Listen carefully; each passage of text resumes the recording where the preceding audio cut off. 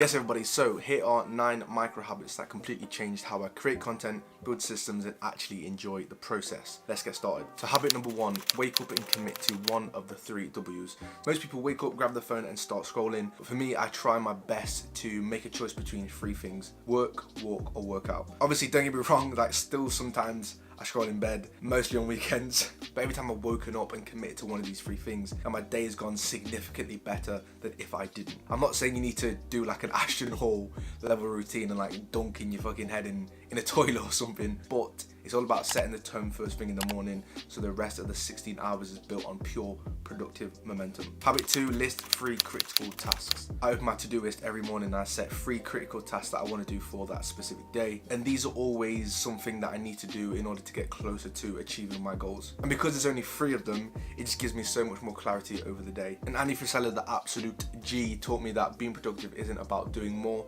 it's all about doing the right things with focus. Habit number 3, use voice memos for raw ideas. So have you ever thought of a brilliant idea like in the middle of doing something, then you have like this mental bookmark and say, I'm going to remember this, and then like 10 minutes later it's just gone. It's just gone.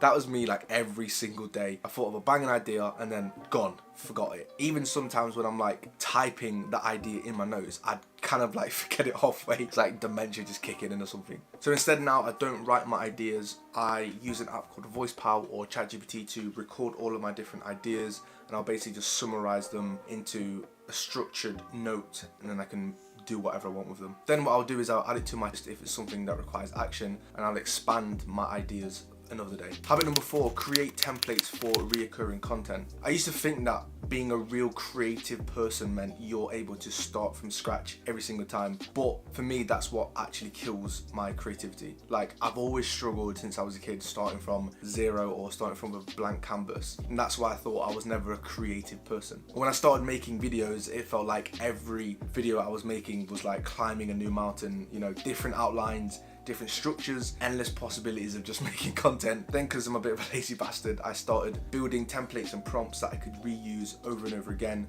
whilst also getting different results, so every result wouldn't be the same. So I use this for scripts, for tweets, for ideas, for thumbnails. Like templates for me have just completely removed the friction so my creativity can just flow without any sort of resistance. So that's why I just love using them so much. Habit number 5, keep a swipe file for inspiration. So this is probably one of the best things I did in regards to seeking inspiration to create something. So instead of letting all the valuable pieces that you like in some way, whether that's visual, the actual content, the delivery, like anything that you really like about a piece of content, instead of letting that dissipate into the algorithm, you're sticking it into a folder so you can use it for inspiration later on. Again, when I was using this, you know, I would never start from zero. It's just a lot easier when you've got something in front of you that you can latch onto and say, I like this, then create your own little thing. So anything that grabs my attention goes into my Notion swipe vault. Then when I sit down to create, I never start from zero. I scroll through the vault and there's always something that sparks some inspiration or creativity within me. So you could say, oh, Lamarr, isn't this copying?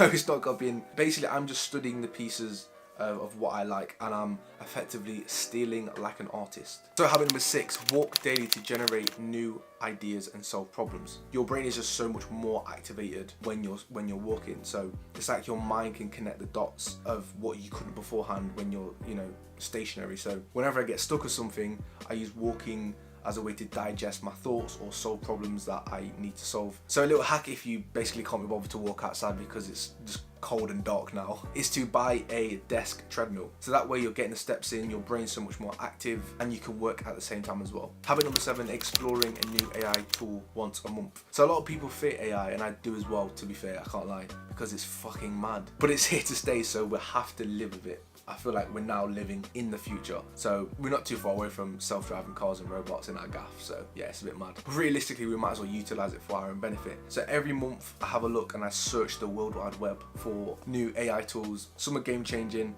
some don't really match what I need it for, but it's all about understanding what's possible from AI and how you can use it to become a more efficient and better creator. And I think that the creators that experiment with AI and utilize it as much as possible are going to outbeat the ones that resist change. And I think that's how history has always gone. Anyway, You know, the ones that adapt and the ones that change over time prosper than the ones that, you know, don't, and they just generally get left behind. Habit number 8, review your progress weekly and name one bottleneck. So every single Sunday I ask myself 3 questions: what worked, what didn't, and where did I get stuck? So that one bottleneck usually points at the next system I need to fix. So if you don't know what a bottleneck is basically when you're identifying things that are stopping you from progressing towards a goal. So maybe it's time management, maybe that's your mindset, maybe it's literally you just need a break.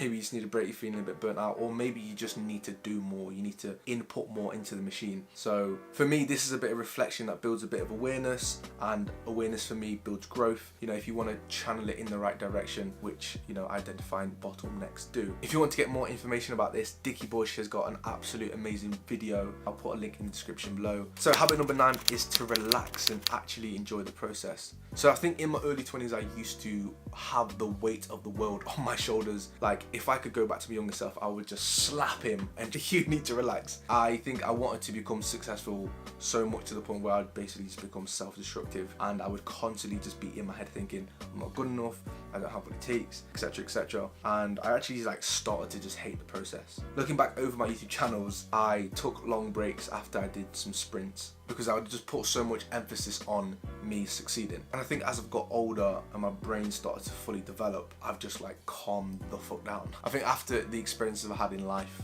I just think whatever happens, happens. Like, put inputs in and just see what happens. Out of control, mate, out of my hands. I've also learned that if you lose the joy, you basically lose longevity, because if you don't actually enjoy it, there's no chance. It's not going to be long term. Just find a way to just chill out and detach from the results and just actually relax and enjoy the whole process. Have a cheeky bath now and then, you know what I mean, some candles, glass of wine. So these are the 9 habits that I've naturally developed over the years that help me avoid burnout, reduce the decision fatigue, and create content with ease. And I generally think that our future as creators is built on today's micro habits. Thank you for watching. I'll see you in the next video. Peace.